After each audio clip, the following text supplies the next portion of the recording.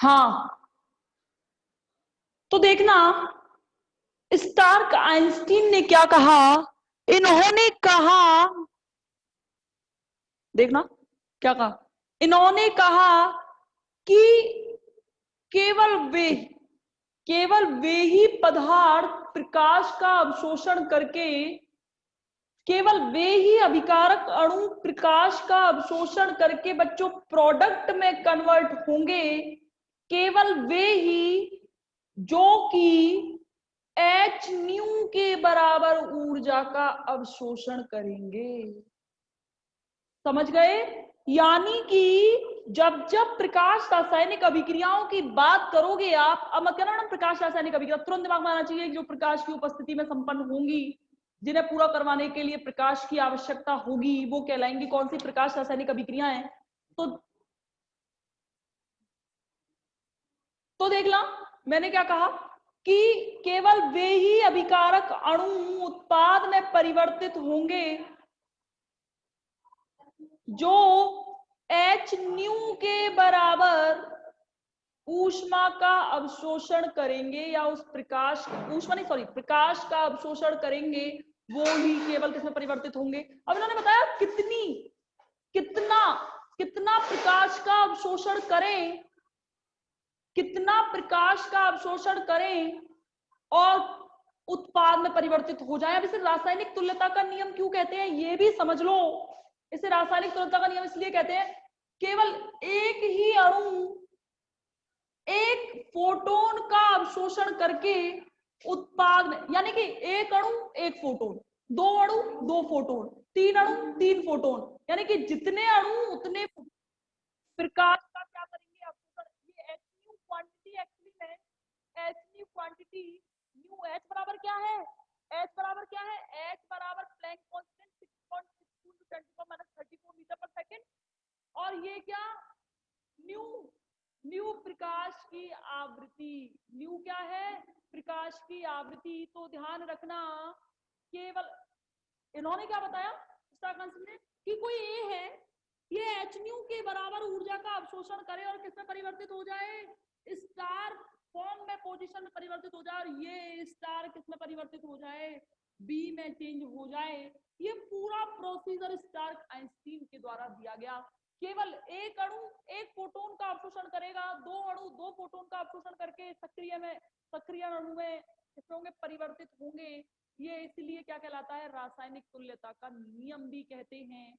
ध्यान रखो, आइंस्टीन के अकॉर्डिंग आप जानते हो कि एनर्जी किसके इक्वल होती है, यानी कि कितनी एनर्जी आपने दी। अब देखना मैं इसको बहुत अच्छे से और एक्सप्लेन करूँ। ये देखो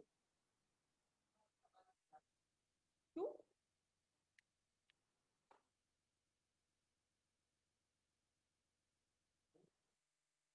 आ रही है आवाज? क्या हुआ, ये माइक इधर हो गया क्या?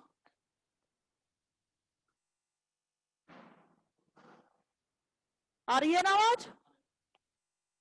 ठीक है, कहां से दोबारा समझाना है क्या फिर? पड़ रहा है। अच्छा देखना मैंने क्या कहा, ये जो जैसे ग्राउंड स्टेट है, ठीक है, यहां मानो कोई बैठा है, ये देखो ये बैठा दिया मैंने पप्पू, ठीक है, यहां कौन बिठाया, एक और बैठ गई चप्पू, यहां बैठे अभी ये आराम से बैठे, आराम से बैठ के बातें कर रहे हैं, ठीक है। इन्होंने कहा, स्टार्क आइंस्टीन ने कहा कि अगर मुझे, ये मेरा अगला ग्राउंड स्टेट है, अगर मैं इसे, अगर एक बीच में और खींच लेती हूं, अगर मैं इसे सक्रिय ऊर्जा यानी कि बीच वाली चीज मानूं, यानी कि कुछ ऐसे, ये तो ग्राउंड स्टेट रही, ये वाली लाइन ये रही, और ये उत्पाद वाली लाइन ये रही, ठीक है। अब देखना, यहाँ पप्पू बैठा है, इसने बोला कि चल ऊपर चलते हैं इस वाली जगह पे, तो इसे यहां से यहां जाने के लिए स्टार्क आइंस्टीन ने कहा कि इस पप्पू को कम से कम इतनी एनर्जी तो चाहिए, कितनी, एच न्यू के बराबर एनर्जी, यानी कि इस एच न्यू को क्वांटा कहा गया, या इसे बच्चों फोटोन भी कहते हैं। अभी इसके बारे में अभी क्वांटम मैकेनिक्स के अंदर और डिटेल से पढ़ेंगे कि एक्चुअली में ये है क्या, कहां से आया, कहां से इसे डिस्क्राइब किया है, ये सब कुछ इसके अंदर आएगा। ये पप्पू ने क्या कहा, एच न्यू के इक्वल एनर्जी अवशोषित की और ये यहां पहुंच गया। अगर इसने अगर एनर्जी अवशोषित की, एनर्जी तो अवशोषित की लेकिन इतनी नहीं कर पाया एच न्यू के बराबर, तो ग्रॉथस ड्रैपर ने तो इन दोनों की ही व्याख्या की है, लेकिन स्टार्क आइंस्टीन ने अपने एक्सप्लेनेशन में से चप्पू को बाहर कर दिया, तू जा, तू है ही नहीं इस काबिल कि इस नियम में बैठ सके। अरे ये कोई कंपटीशन है, इसमें दोनों को भाग लेना है। पहला वाला राउंड ग्रॉथस ड्रैपर का राउंड है कि वो क्लियर करना है। तो ये ऊष्मा, ये भी इसके पास भी इतनी एनर्जी है कि ये आराम से है, इसके पास थोड़ी बहुत तो एनर्जी है, ऐसे थोड़ी ना है कि उनको हाथ पैर काम ही नहीं कर रहे, थोड़े बहुत तो काम कर रहे हैं। तो ग्रॉथस ड्रैपर ने ये दोनों सेलेक्ट कर लिए, ठीक है। लेकिन स्टार्क आइंस्टीन ने क्या कहा कि बेटा तू यहां तक पहुंच।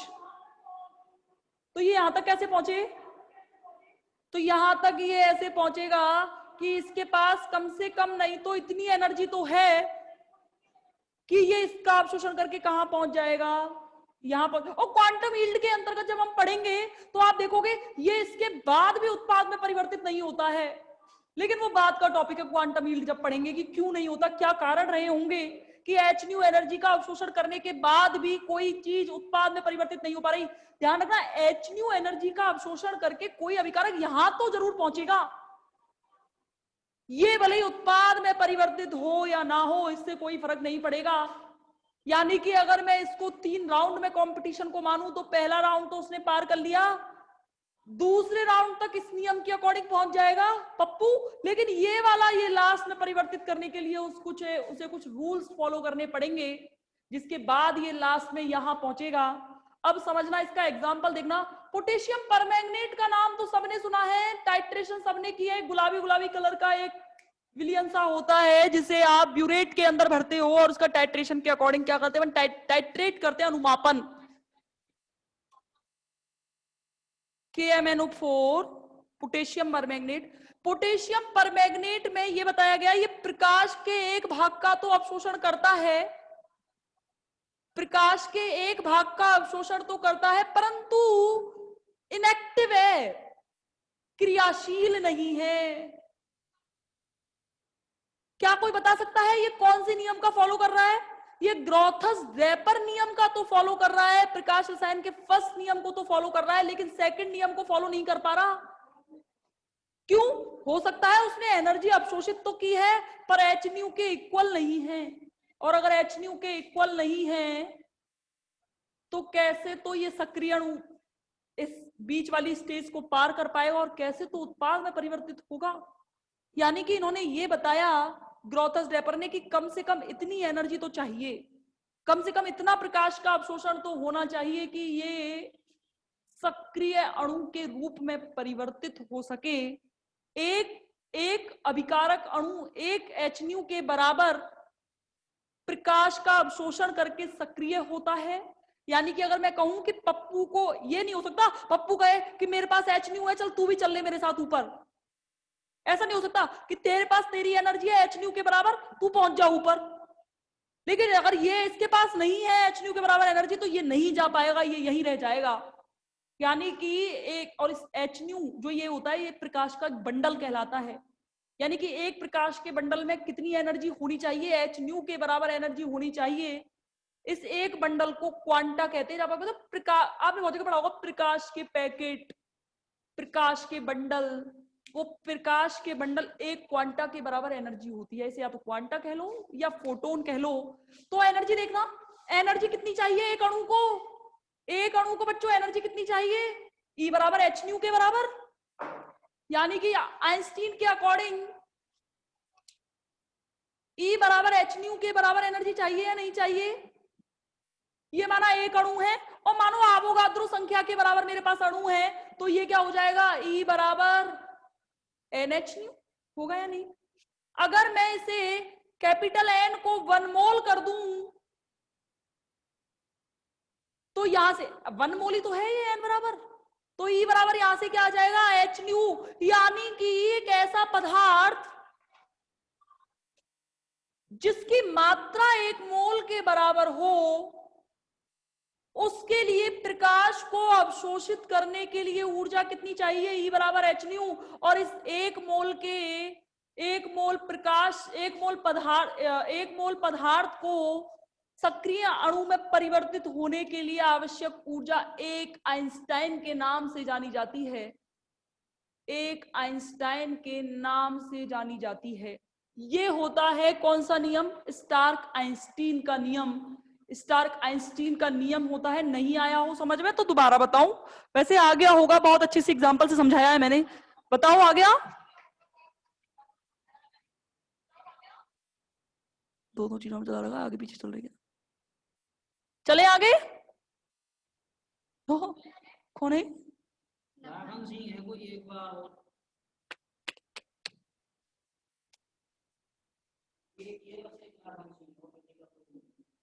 ऐसे क्यों करते हो भाई? ध्यान रखो, ऐसे थोड़ी ना है। ये पूरी चीज रिपीट करना कितना टफ है आपको पता है? पूरी क्लास 12 रिपीट करनी पड़ती है। देखो कुछ नहीं है, किसी बहुत सिंपल से एग्जांपल से समझाऊं। अभिकारक है कोई, उस अभिकारक अणु को सक्रिय अणु तक परिवर्तित, अरे कोई भी अभिक्रिया है वो 3 स्टेप्स में कंप्लीट होती है। पहला तो अभिकारक होने चाहिए उसके पास। ये तो अब ये मत कहना मैडम ये भी नहीं पता मुझे, पहले ये कोई भी अभिकारक है वो पहले तो ये इसमें परिवर्तित होगा, फिर ये बी में परिवर्तित होगा। यानी कि पहले इस अणु का सक्रिय होना अनिवार्य है। मैं अभी तक केवल इस स्टेप की बात कर रही हूं जो पहली स्टेप है।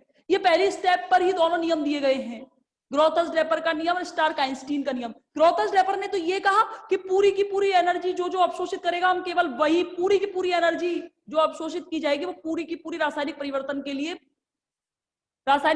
के लिए अपेक्षित है, मतलब वो रासायनिक परिवर्तन के लिए मानी जाएगी कि रासायनिक परिवर्तन इनकी वजह से होते हैं। ग्रोथस ड्रेपर ने कहा ऐसा नहीं है, सारे के सारे वो पदार्थ जो प्रकाश का अवशोषण करते हैं वो सक्रिय अणु में परिवर्तित हो, ऐसा अनिवार्य नहीं है, ऐसा कोई आवश्यक नहीं है। तो उन्होंने एक पर्टिकुलर एनर्जी की वैल्यू दे दी कि पर्टिकुलर एनर्जी कितनी होगी? E बराबर एच न्यू के बराबर एनर्जी होगी। यानी कि एच न्यू के बराबर एनर्जी होने के बाद ही कोई पदार्थ या कोई अभिकारक अणु सक्रिय अणु में परिवर्तित होगा। ध्यान रखना, सक्रिय अणु में परिवर्तित कौन होगा? वो ही नियम होंगे परिवर्तित जो क्या, कौन से? जो एच न्यू के बराबर एनर्जी का अवशोषण करेंगे। ये एच न्यू एनर्जी एक फोटोन या एक क्वांटा के नाम से जानी जाती है। एक अणु को सक्रिय अणु बनाने के लिए एक फोटोन के बराबर एनर्जी चाहिए, और अगर 2 अणु है तो 2 फोटोन, 3 अणु है तो 3 फोटोन, यानी कि जितने अणु उतने ही फोटोन। इसलिए इसे रासायनिक तुल्यता का नियम भी कहते हैं। कौन सा नियम कहते हैं? रासायनिक तुल्यता का नियम भी कहते हैं। अब देखना क्या है, इसको कैलकुलेट भी किया है बाद में। जैसे कैसे? E बराबर NH न्यू, देखना E बराबर NH न्यू, ठीक है? इधर देखते चलना, न्यू बराबर क्या होता है? C अपॉन लैम्बडा, ठीक है? तो यहां से कैपिटल E बराबर क्या आ जाएगा? NHC upon lambda. ये मत कहना मुझे नहीं पता, वेग बटे तरंग दैर्घ्य आवृत्ति के बराबर होता है। अगर किसी की तरंग दैर्घ्य, किसी प्रकाश की तरंग दैर्घ्य आपको पता हो तो आप आराम से एनर्जी कैलकुलेट कर सकते हैं। तो देखना यहां से वैल्यू रखना, n बराबर क्या है? 6.023 इंटू 10⁻23।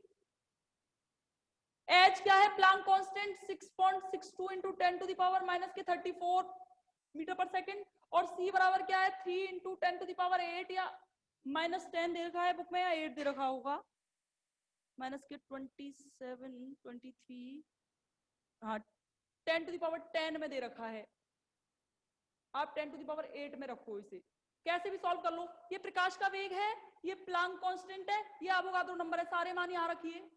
जैसे ही आप ये सारे मान रखोगे तो ये वैल्यू कैलकुलेट होकर आ रही है 1.96 इंटू 10⁸ बटे लैम्डा। बस अब लैम्डा का मान पता हो तो एनर्जी आप आराम से कैलकुलेट कर सकते हैं। ये इस तरीके से ये नियम होते हैं, 2 प्रकाश रसायन के नियम। कौन कौन से? पहला ग्रोथस ड्रेपर का नियम और दूसरा स्टार्क आइंस्टीन का नियम। ग्रोथस ड्रेपर का नियम बताता है कि कोई भी रासायनिक परिवर्तन हो जाएगा आराम से जब कोई प्रकाश के अवशोषण यानी कि जो प्रकाश जो अभिकारक प्रकाश का अवशोषण करेगा, वो प्रकाश का अवशोषण कौन सा नियम, ग्रोथस-ड्रैपर नियम बताता है, और कितना करेगा, कितना करके सक्रिय अणु में परिवर्तित होगा वो कौन बताता है, स्टार्क आइंस्टाइन का नियम बताता है। आगे चलेंगे बहुत ही इंपॉर्टेंट टॉपिक की ओर, जेवलॉन्स्की आरेख। ये यहां तो मिलेगा ही, और अगर आपकी किस्मत हुई और आपने एमएससी कर ली केमिस्ट्री के अंदर, तो आपको एमएससी केमिस्ट्री फाइनल के अंदर, एमएससी फाइनल के अंतर्गत ये इसके सारे टॉपिक है। फोटोकेमिस्ट्री एक अलग से पेपर होता है जब आपका स्पेशलाइजेशन होता है इनऑर्गेनिक में, तो ये वहां पे आपको फोटोकेमिस्ट्री की एक किताब है पूरी, फोटोकेमिस्ट्री स्टार्टिंग से दे रखी है, जेवलॉन्स्की डायग्राम, क्वांटम ईल्ड, ये सब कुछ हम और इसलिए जेवलॉन्स्की डायग्राम इंपॉर्टेंट माना जाता है। तो जेवलॉन्स्की डायग्राम पढ़ने के लिए आपको 2-3 चीजें समझनी पड़ेंगी। पहला तो समझना पड़ेगा एकक अवस्था, और एक पढ़ना पड़ेगा आपको त्रिक अवस्था। इसे कहते हैं सिंगलेट स्टेट, और इसे कहते हैं ट्रिपलेट स्टेट।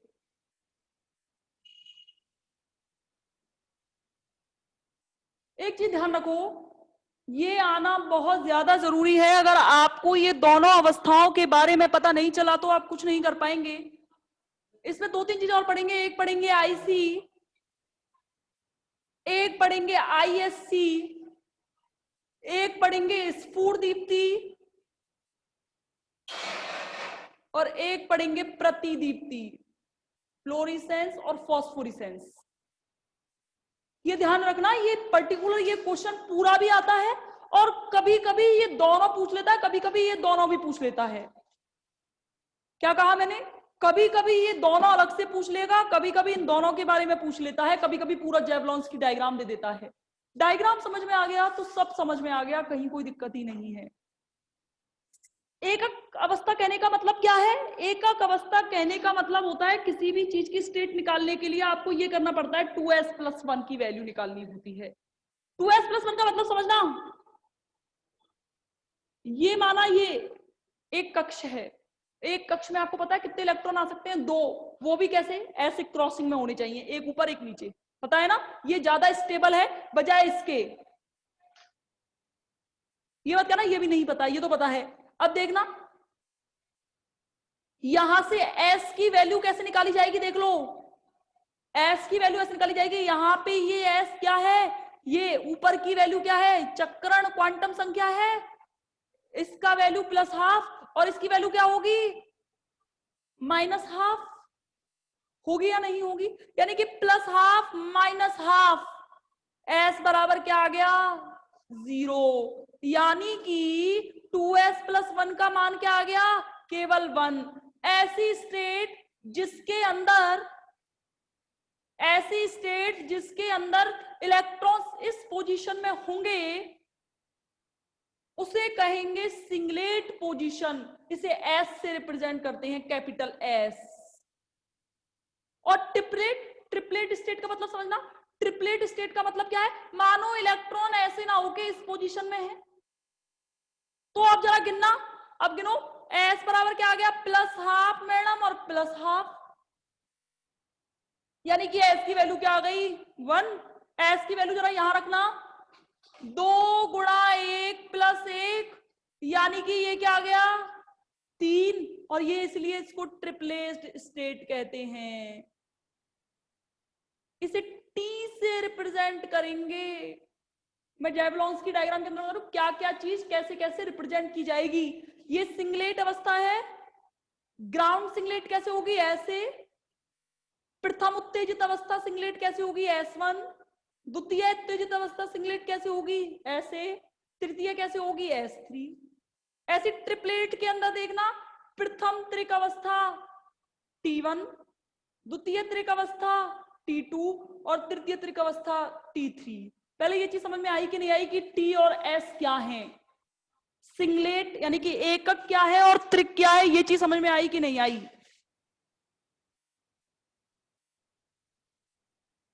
जल्दी बताओ।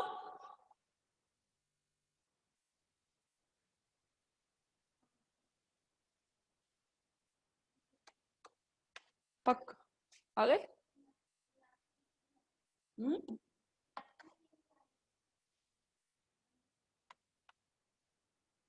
Okay, very good. अब देखना, ये अवस्था होती है सिंगलेट और ट्रिपलेट। आईसी और आईएससी के बारे में डायग्राम से ही बात करेंगे, इसको कहते हैं इंटर कन्वर्जन।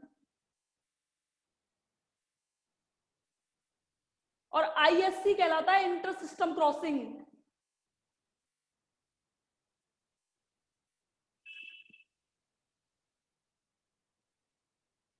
और ये स्फुरदीप्ति और प्रतिदीप्ति, फ्लोरिसेंस और फॉस्फोरिसेंस हैं। इसके बारे में भी हम जब मैं अब ये चीज मैडम हमें कैसे याद रहेंगी, तो डायग्राम याद रहेगा तो सब याद रहेगा।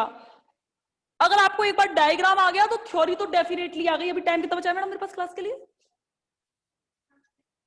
हाँ, तो ये आज तो मैं करवा नहीं पाऊंगी। अगर मैं डायग्राम बना दिया तो समझा भी नहीं पाऊंगी। आपको कोई डाउट हो तो वो नोट्स, आपके पास नोट्स आ रहे हैं, आप नोट देख लीजिए फिर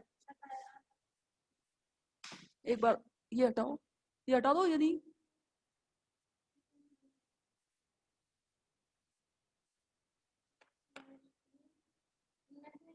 निकालो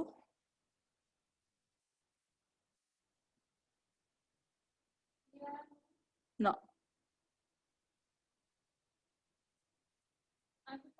आगे करो, आगे आगे।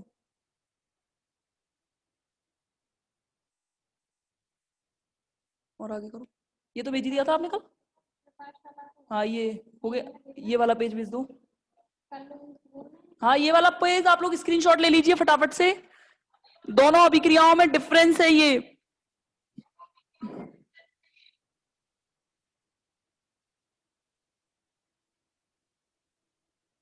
ग्रोथस ड्रेपर का नियम है। ये नियम आप नोट करेंगे। इसमें मैथमेटिकल जो पोर्शन है इसे नोट मत कीजिएगा, ये काम का नहीं है आपका, ना ही आपके सिलेबस में है और ना ही आपकी बुक में है। मैथमेटिकल वाला मत नोट कीजिएगा, ये हटा दीजिएगा यहां से। आगे करो। ऐसे ही सेम यहाँ पे ग्रोथस ड्रेपर की कमियां लिखी हुई हैं और स्टार्क आइंस्टीन का नियम लिखा हुआ है। खराब मत करो, ठीक है ना? स्टार्क आइंस्टीन नियम ये वाला, ये करेंगे नोट। आगे करो, ये भी करना है। और जेवलॉन्स की डायग्राम से कल पढ़ेंगे। डायग्राम बन रहा है, इसका स्क्रीनशॉट आप अपने पास रखेंगे कल।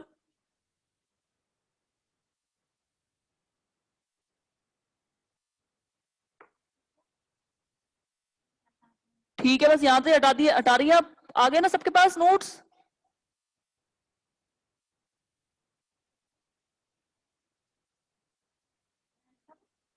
करेंट कोई कोई डाउट है तो बताइए।